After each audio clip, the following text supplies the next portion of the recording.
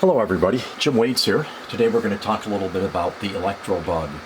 The Electro Bug is regularly seen in key collections. It's fairly common, but few people have actually used one, mainly because it's designed to work on a commercial or landline telegraph current loop.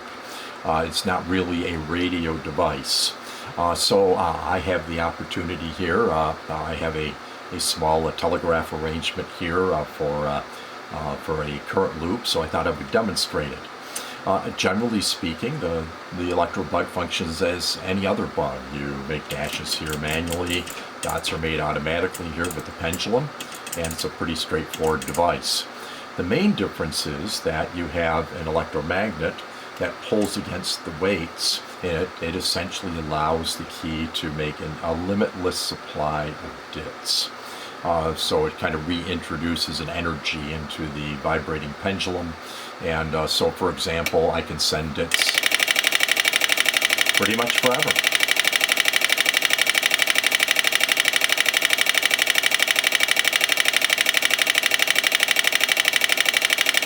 Okay, I think I've made the point.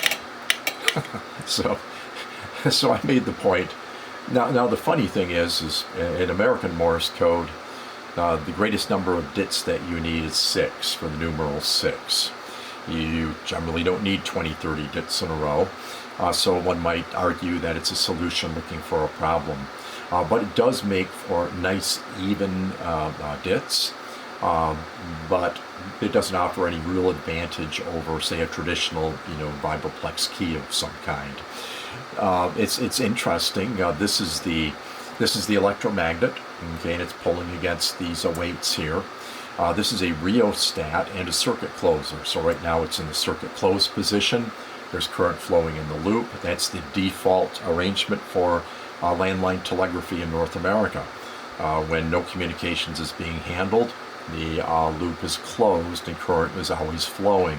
When one wants to call another station or transmit traffic, he opens his key so he can send. Okay, and then the other operator has to have his key closed to receive. If he misses a word or he needs to fill in a message, he can break the loop, and of course the operator's local sounder doesn't respond. He knows that it's a break, and he can go back and request the fill and so on. But unlike amateur radio, the circuit closer is an essential part of the telegraph current loop. So this is both a circuit closer as well as a rheostat. So you can basically put a resistance in series with the electromagnet, and this governs the strength of the magnetic field, keeps it in balance with the weights.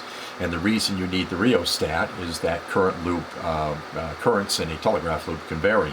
So for example, in a mainline telegraph circuit, you might have 40 to 60 milliamps flowing. In a local telegraph loop, you might have 100 to 150 milliamps flowing, and this allows you to accommodate different loop currents. Okay, so this one's set up right now for looks like about 40 mils or so. So I'm just going to put a little bit of resistance in line, and I'll send just a few things here.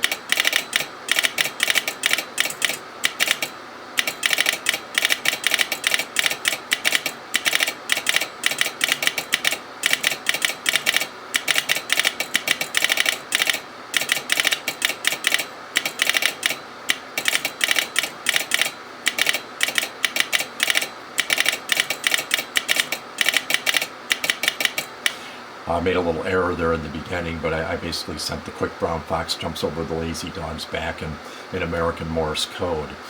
So again, an interesting device, and I thought some might want to actually see one that's operating in a telegraph current loop, kind of see how it operates. Again, I don't think there's a whole lot of advantage over a standard vibroplex bug or one of the competitors to vibroplex.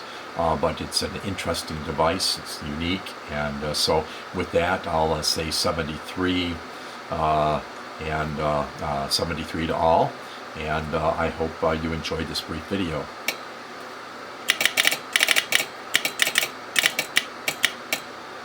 Okay, 73 to all in American Morse Code. So all the best, and that's it for the Electro Bug.